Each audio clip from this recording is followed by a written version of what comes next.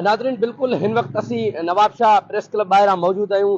हिते all Pakistan Clark association जे तरफ़ां एहतजाजी मुज़ाहिरो कयो पियो वञे। अचो त हिननि सां ॻाल्हि ॿोल कयूं त हिननि जो छा चवणु आहे। 2026 जो बजट जे हवाले सां प्रेस क्लब नवाब शाह ते एहतजाज रखियो वियो आहे। हिते मुख़्तलिफ़ डिपार्टमेंट्स जा जेके सदर जनरल सेक्रेटरीज़ मौजूद आहिनि ऐं हिकिड़ो ई मुतालबो आहे त पघार खे 100% वधाई वञे। जहिड़े हिसाब सां बिजली जा बिल वधनि था, गैस जा बिल वधनि था, पेट्रोल थो वधे, ॿिया शयूं हुकूमत ॾिसे थो त हिन शयुनि खे वधणु खपे। पोइ जेके इहे हिननि जे जेके मसाइल जे हेठि गुज़रनि था मुलाज़िम, छा उहे इंसान न आहिनि? छा हुननि जा घर न आहिनि, ॿार बच्चा न आहिनि? हिते मां तव्हांखे ॿुधाईंदो हलां त टे जेके ॿिया या चारि सूबा जेके ॿिया आहिनि पाकिस्तान में, हुननि सभिनी में पघार डबल ट्रिबल आहे। हिते पघार माना हुन हिसाब सां न आहे वधी। वरी ॿियनि सूबनि में जेके बैंकनि जा कर्ज़ा ई बि न आहिनि, हिते जेको आहे हिते सिंध में 80% तव्हां यकीन कयो जेके बैंक जे लोननि जे हेठि दॿियल आहिनि। छो त हुनजो हिकिड़ो ई वजह आहे त हिते पघार न आहे वधी।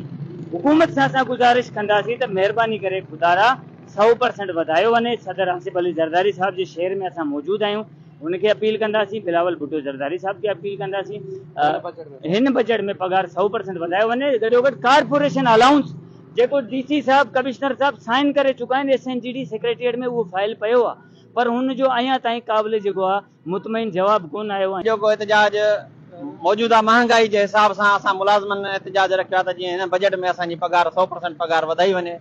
उन खां अलावा कारपोरेशन अलाउंस जेको असांजो डिवीज़न जो हक़ आहे जेको उहो असांखे ॾिनो वञे। ॿियनि डिवीज़न में मिले थो, असां वटि नथो मिले। अॼुकल्ह जी महांगाई दौर में ॾिसो गैस बिजली किथे वञी पहुती आहे, तव्हांखे ॿियो ज़रूरी अशिया किथे वञी पहुती आहे, पर अॼुकल्ह जी पघार में असांजो गुज़ारो नथो थिए। त इन करे हमेशह जॾहिं बि बजट ईंदी आहे असांखे 5% 10% ॾेई राज़ी कंदा आहिनि, पर असांजी गुज़ारिश आहे त हिन बजट में महांगाई जे हिसाब सां 100% पघार कई वञे त जीअं मुलाज़िमनि मां बेचैनी ख़तमु। असांजो सिंपल मुतालबो आहे त पॉपुलेशन सॼी सिंध में सिर्फ़ु एहतजाज आहिनि। इन करे असांजो एहतजाज ऐं मुतालबो आहे त हर बजट में असांखे लोलीपॉप ॾेई पघार जेका बि आहे वधाइण जे बजाए अञा बि घटि करे था वञनि, असां ते टैक्स मरिया था वञनि। असांजी हिन पघार मां असांजी पूरी नथी थिए। जेके असांजा मुलाज़िम जेके सच पुछो त ख़ुदकशी करण जे लाइ तयारु आहिनि, कुझु कनि बि पिया।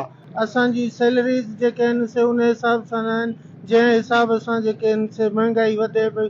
उन खां अलावा असांजे जेके आहिनि से काफ़ी अलाउंसिस ऐं जेके ॿियूं मराहत आहिनि उहे कटियूं वयूं आहिनि या नथियूं ॾिनियूं वञनि। त असांजो गवर्नमेंट सां इहो ई मुतालबो आहे त उहे असांजा जेके बि जाइज़ हुकूक आहिनि उहे असांखे ॾिना वञनि। नाज़रीन बिल्कुल हिते मौजूद एहतजाज कंदड़नि जूं तव्हां ॻाल्हियूं ॿुधियूं। हिन जो चवणु आहे त हिन बजट में असांजी पघारूं आहिनि उन्हनि खे वाध कयो वञे ऐं 100% पघार वधाई वञे। छाकाणि त ॿियनि सूबनि में जेके सरकारी मुलाज़िम आहिनि उन्हनि खे डबल पघारूं ॾिनियूं थियूं वञनि। वाहिद सूबो सिंध आहे जंहिंजे सरकारी मुलाज़िमनि खे तमामु घटि पघार ॾिनो थो वञे, जॾहिं त शहीद बेनज़ीराबाद डिवीज़न में जेका म्यूनिसिपल कारपोरेशन बजट आहे उहा बि हिननि खे नथो ॾिनो वञे। हिननि मुतालबो कयो हिननि खे जेकी पघारनि में बि वाध कयो वञे ऐं म्यूनिसिपल कारपोरेशन जेका बजट आहे उहा बि ॾिनी वञे। जी।